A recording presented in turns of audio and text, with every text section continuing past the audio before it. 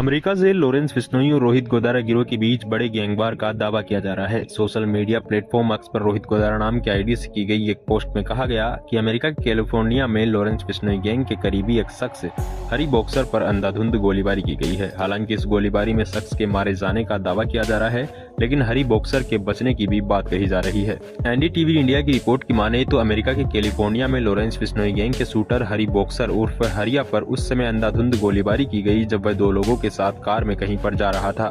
इस गोलीबारी में हरी बॉक्सर सीटों के नीचे छिप गया, जिससे उसकी जान बच गई, लेकिन दावा किया जा रहा है कि उसके साथ जा रहे शख्स की मौत हो गई। एक अन्य को भी गोलियां लगने की बात सामने आ रही है।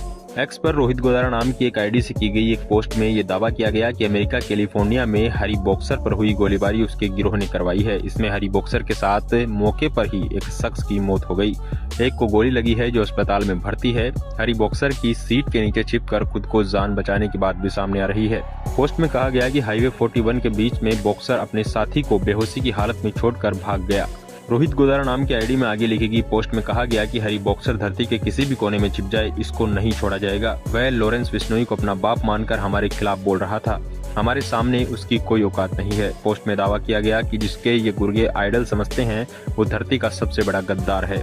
पोस्ट में यह भी कहा गया कि उस वक्त लग सकता है, लेकिन माफी किसी को नहीं मिलेगी। रोहित गोदारा नाम की आईडी की ओर से लिखी गई पोस्ट में समूचे लॉरेंस बिश्नोई गिरोह को खत्म करने की चेतावनी भी दी गई। पोस्ट में कहा गया कि लॉरेंस बिश्नोई गैंग के किसी भी शख्स को माफ नहीं किया जाएगा। हमारे खिलाफ आवाज उठाना तो दूर की बात, सोचा तो भी ऐसा हाल करेंगे कि 7 पीढ़ियां याद रखेगी।